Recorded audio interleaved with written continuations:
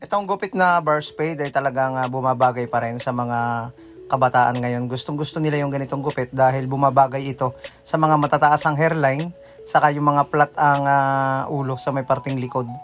Yung ganitong gupit ay talagang pumoporma yung kanyang gilid.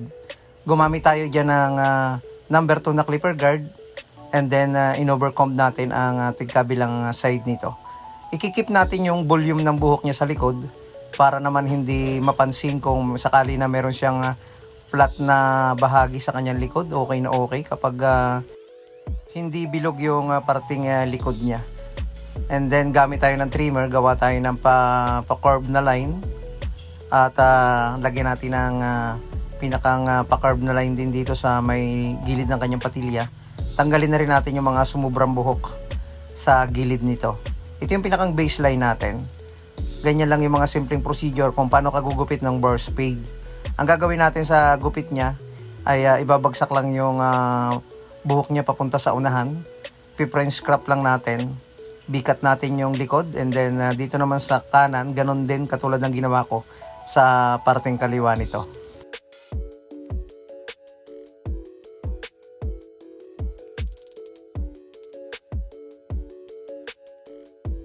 Next natin, zero open. Sundan lang natin yung pa-curve na line na ginawa natin. Kunting-kunting paghagod lang. And then zero close para matanggal yung pinakang linya niya. Diretso na agad natin sa ganyang pamamaraan. Ganon din sa kabila, ganon din yung ating gagawin.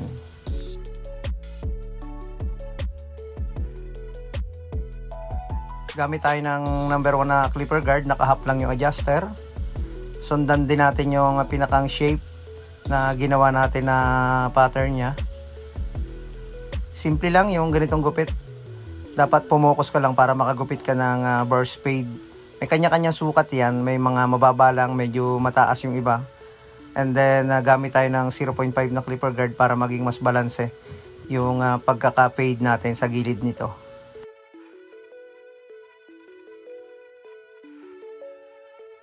Ganun lang, bago natin ahitan, basain muna. Konting patak lang ng tubig, konting basa lang. And then ahitan natin para maging mas malinis ito.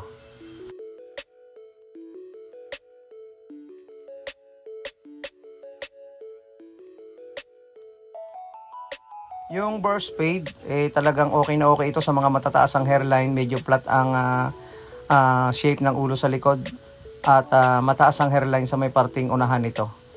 Lagyan natin ng konting hair volume powder para okay na okay yung ibabaw. Binawasan na rin natin ang ibabaw niyan, hindi lang natin na ipakita sa video. Okay na. Maraming salamat mga kabarberos.